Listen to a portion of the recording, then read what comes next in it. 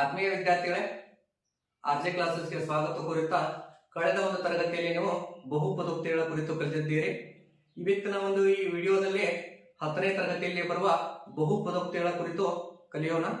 ವಿದ್ಯಾರ್ಥಿಗಳೇ, ಈ ಬಹುಪದೋಕ್ತಿಯನ್ನು ನಾವು ಒಂದು ಬಹುಪದೋಕ್ತಿಯನ್ನು ಕೊಟ್ಟಿದ್ದಾರೆ. ಈ ಒಂದು ಬಹುಪದೋಕ್ತಿಯನ್ನು ತೆಗೆದುಕೊಂಡು ನಾವು ಈ ಒಂದು ಬಹುಪದೋಕ್ತಿಯಲ್ಲಿ ಶೂನ್ಯತೆಗಳನ್ನ ಯಾವ ರೀತಿ ಅಂತ ನೋಡೋಣ. ಮೊದಲನೇದಾಗಿ y is equal to x cube minus 4x, y is equal to x ನ ಘಾತ 3 minus 4x ಅಂತ ಕೊಟ್ಟಿದ್ದಾರೆ. ಈ ಒಂದು ಬಹುಪದೋಕ್ತಿಗೆ ನಾವು x ನ 5 ಬೆಲೆಗಳಿಗೆ ಒಂದು y ನ ಬೆಲೆಗಳನ್ನ ಬರೆದುಕೊಂಡಿದ್ವಿ. ಸೊ ಈ ಒಂದು ಬಹುಪದೋಕ್ತಿಯಲ್ಲಿ ನಾವು ನೋಡಿದಾಗ ಮೊದಲನೇದಾಗಿ x is equal to minus 2 ಅನ್ನ ತೆಗೆದುಕೊಂಡಾಗ y is equal to ಒಂದು x ನ ಒಂದು ಸ್ಥಾನದಲ್ಲಿ minus 2 ಅನ್ನ ಆದೇಶ ಮಾಡಬೇಕು. ಇಲ್ಲಿ x ಜಾಗದಲ್ಲಿ minus 2 ಅನ್ನ ಆದೇಶ ಮಾಡಿದ್ವಿ. minus 2 ರ ಘಾತ 3 minus 4 x ನ ಒಂದು ಸ್ಥಾನದಲ್ಲಿ minus 2 ಅನ್ನ ಆದೇಶ ಮಾಡಿದ್ದೀವಿ. minus 2 minus 2 ರ ಘಾತ 3 ಅಂದ್ರೆ minus 2 ಅನ್ನ 3 ಬಾರಿ ಗುಣಿಸಬೇಕು. minus 2 into minus 2 into minus 2 2 2 4 4 2 8 ಅಂದ್ರೆ minus 8 ಬರುತ್ತದೆ ವಿದ್ಯಾರ್ಥಿಗಳೇ. minus ಇಂಟು minus ಪ್ಲಸ್ ಆಗುತ್ತೆ. 4 2 8 ಮೈನಸ್ ಪ್ಲಸ್ ಮೈನಸ್ 8 ರಲ್ಲಿ 8 ಅನ್ನ ಕಳೆದಾಗ 0 ಬರುತ್ತದೆ ವಿದ್ಯಾರ್ಥಿಗಳೇ. ಅಂದ್ರೆ x is equal to minus 2 ಆದಾಗ ಅದರ ಒಂದು ಬೆಲೆ y ನ ಬೆಲೆ 0 ಬರುತ್ತದೆ. ಇನ್ನು ಎರಡನೇದಾಗಿ x ನ ಒಂದು ಸ್ಥಾನದಲ್ಲಿ minus 1 ಅನ್ನ ಆದೇಶ ಮಾಡಿದಾಗ, ಸೊ x ಸ್ಥಾನದಲ್ಲಿ minus 1 ಅನ್ನ ಆದೇಶ ಮಾಡಿದ್ದೀವಿ ವಿದ್ಯಾರ್ಥಿಗಳೇ. minus 1 ರ ಘಾತ 3 minus 4 x ನ ಘಾತದಲ್ಲಿ minus 1 ಅನ್ನ ಆದೇಶ ಮಾಡಿದ್ವಿ. minus 1 ಅನ್ನ 3 ಬಾರಿ ಗುಣಿಸಿದಾಗ minus 1 ಬರುತ್ತದೆ ವಿದ್ಯಾರ್ಥಿಗಳೇ. minus ಇಂಟು ಮೈನಸ್ ಪ್ಲಸ್ ಆಗುತ್ತೆ. 4 1 4 ಮೈನಸ್ ಪ್ಲಸ್ ಮೈನಸ್ ಅಂದ್ರೆ ಕಳೆಯಬೇಕು. 1 ರಲ್ಲಿ 4 ಅನ್ನ ಕಳೆದಾಗ 3 ಬರುತ್ತದೆ ವಿದ್ಯಾರ್ಥಿಗಳೇ. ದೊಡ್ಡ ಸಂಖ್ಯೆ ಒಂದು ಪ್ಲಸ್ ಇದೆ ಅಂದ್ರೆ ನಾವು ಪ್ಲಸ್ ಬರುತ್ತದೆ ವಿದ್ಯಾರ್ಥಿಗಳೇ. ಹಾಗಾದ್ರೆ x is equal to minus 1 ಆದಾಗ y ದ ಬೆಲೆ 3 ಬರುತ್ತದೆ ವಿದ್ಯಾರ್ಥಿಗಳೇ. ಇನ್ನು ಮೂರನೇದಾಗಿ x ನ ಬೆಲೆಯನ್ನು 0 ಎಂದು ತೆಗೆದುಕೊಂಡಾಗ ಅಂದ್ರೆ x ನ ಒಂದು ಸ್ಥಾನದಲ್ಲಿ 0 ಅನ್ನು ಆದೇಶ ಮಾಡಿದಾಗ 0 ಘಾತ 3 ಮೈನಸ್ 4 x ನ ಸ್ಥಾನದಲ್ಲಿ 0 ಅನ್ನು ಆದೇಶ ಮಾಡಿದ್ದೀವಿ. ಸೊ 0 ಘಾತ 3 ಅಂದ್ರೆ ಅದರ ಬೆಲೆ 0 ಬರುತ್ತದೆ. ಮೈನಸ್ 4 ಇಂಟು 0 ಅಂದ್ರೆ 0 ಬರುತ್ತದೆ ವಿದ್ಯಾರ್ಥಿಗಳೇ. y ನ ಒಂದು ಬೆಲೆ 0 ಅಂತ ಬರುತ್ತದೆ. ಇನ್ನು ನಾಲ್ಕನೆಯದಲ್ಲಿ ನೋಡಿದಾಗ x ನ ಸ್ಥಾನದಲ್ಲಿ 1 ಅನ್ನು ಆದೇಶ ಮಾಡಿದಾಗ y is equal to x cube minus 4x ಅಲ್ಲಿ ನೋಡಿದಾಗ x ನ ಸ್ಥಾನದಲ್ಲಿ 1 ಅನ್ನು ಆದೇಶ ಮಾಡಿದ್ದೀವಿ. 1 ರ ಘಾತ 3 ಮೈನಸ್ 4 x ನ ಸ್ಥಾನದಲ್ಲಿ 1 ಅನ್ನು ಆದೇಶ ಮಾಡಿದ್ದೀವಿ. 1 ರ ಘಾತ 3 ಅಂದ್ರೆ ಬೆಲೆ 1 ಬರುತ್ತದೆ.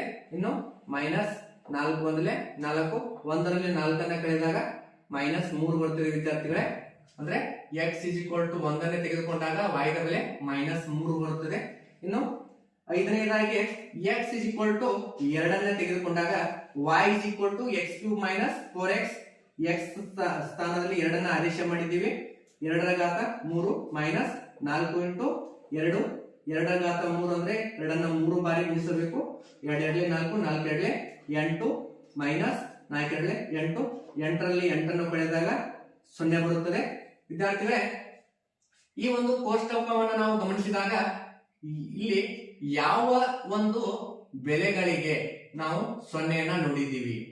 ಸೊ ಇಲ್ಲಿ x ನ ಸ್ಥಾನದಲ್ಲಿ minus 2 ಅನ್ನ ತಗೊಂಡಾಗ y ದ ಬೆಲೆ 0, 0 ಅನ್ನ ತಗೊಂಡಾಗ 0, 2 ಅನ್ನ ತಗೊಂಡಾಗ 0. ಅಂದ್ರೆ ಈ ಒಂದು ಬೆಲೆಗಳ ಶೂನ್ಯತೆಗಳು ಅಂತ ಹೇಳ್ತೀವಿ. x ನ ಯಾವುದೋ ಒಂದು ಬೆಲೆಗೆ 0 ಆಗಿ ಬರುತ್ತದೆಯೋ ಆ ಒಂದು ಬೆಲೆಗೆ ಆ ಒಂದು ಬೆಲೆ ಶೂನ್ಯತೆ ಅಂತ ಹೇಳಿ ಕರಿತೀವಿ ವಿದ್ಯಾರ್ಥಿಗಳೇ.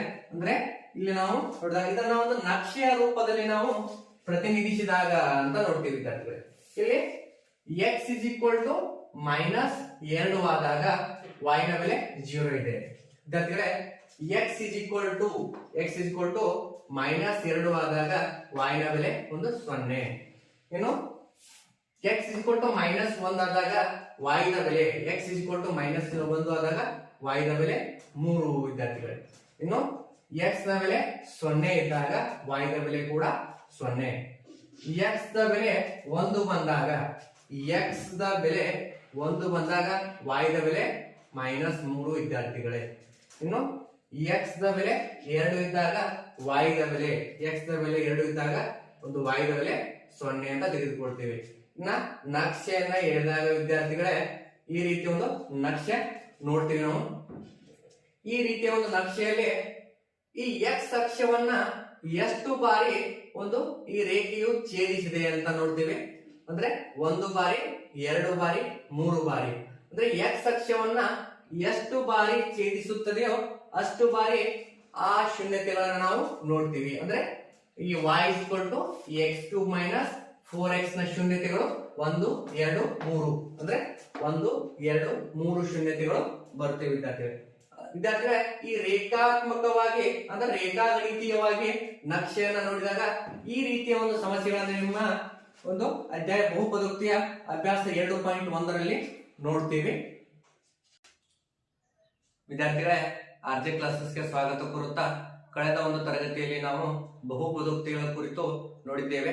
ಇವತ್ತಿನ ಒಂದು ಅವಧಿಯಲ್ಲಿ ನಾವು 10ನೇ ತರಗತಿಯಲ್ಲಿ ಬರುವ ಬಹುಪದೋಕ್ತಿಗಳು ಅಭ್ಯಾಸ 2.1 ಗಮನಿಸೋಣ. ಇದರಲ್ಲಿ ಮೊದಲನೇ ಪ್ರಶ್ನೆಯಾದ ಅಭ್ಯಾಸ 2.1 ಪ್ರಶ್ನೆ ಸಂಖ್ಯೆ 1 y p of x the ನಕ್ಷೆಗಳನ್ನು ಕೆಳಗೆ ಚಿತ್ರ 2.10ದಲ್ಲಿ ನೀಡಿದ್ದು ಇಲ್ಲಿ p of x ಎಂಬುದು ಬಹುಪದೋಕ್ತಿಯಾಗಿದೆ. ಪ್ರತಿ ಸಂದರ್ಭದಲ್ಲಿಯೂ p of x ದ ಶೂನ್ಯತೆಗಳ ಸಂಖ್ಯೆಯನ್ನು ಕಂಡುಹಿಡಿಯಿರಿ ಅಂತ ಕೊಟ್ಟಿದ್ದಾರೆ. ವಿದ್ಯಾರ್ಥಿಗಳೇ, ನೀವು ಈಗಾಗಲೇ ನಾವು ಇದನ್ನ ನೋಡಿದ್ದೇವೆ. ಪ್ರಶ್ನೆ ಸಂಖ್ಯೆ 1ರಲ್ಲಿ ನೋಡಿದಾಗ x ಅಕ್ಷವನ್ನ ಎಷ್ಟು ಬಾರಿ ಒಂದು ರೇಖೆ ಛೇದಿಸಿದೆ ಎಂಬುದನ್ನ ನೋಡುವುದರ ಆಧಾರದ ಮೇಲೆ ನಾವು ಉತ್ತರವನ್ನ ನಿಗದಿಪಡಿಸ್ತಿದ್ವಿ. ಇಲ್ಲಿ ಮೊದಲನೇ ಚಿತ್ರವನ್ನ ನೋಡಿದಾಗ ಶೂನ್ಯತೆಗಳ ಸಂಖ್ಯೆ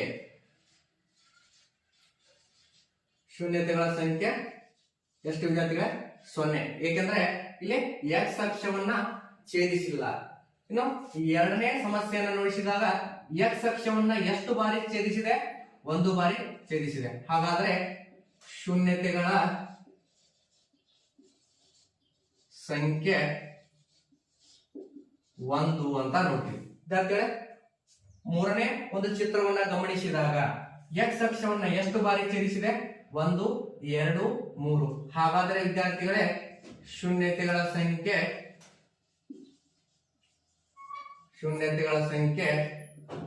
3 ಅಂತ ನೋಡ್ತೀವಿ. ಇನ್ನು ನಾಲ್ಕನೇ ಚಿತ್ರವನ್ನ ಗಮನಿಸಿದಾಗ ಇಲ್ಲಿ x ಅಕ್ಷವನ್ನ ಎಷ್ಟು ಬಾರಿ ಛೇದಿಸಿದೆ ಅಂತ ನೋಡಿದಾಗ 1, 2. ಹಾಗಾದ್ರೆ ಶೂನ್ಯತೆಗಳ ಸಂಖ್ಯೆ 2.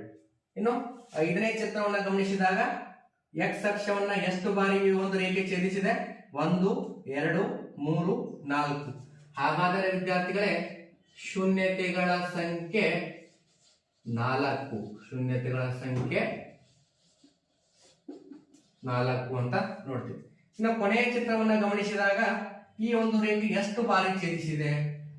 1, 2, 3. ಹಾಗಾದರೆ ವಿದ್ಯಾರ್ಥಿಗಳೇ ಶೂನ್ಯತೆಗಳ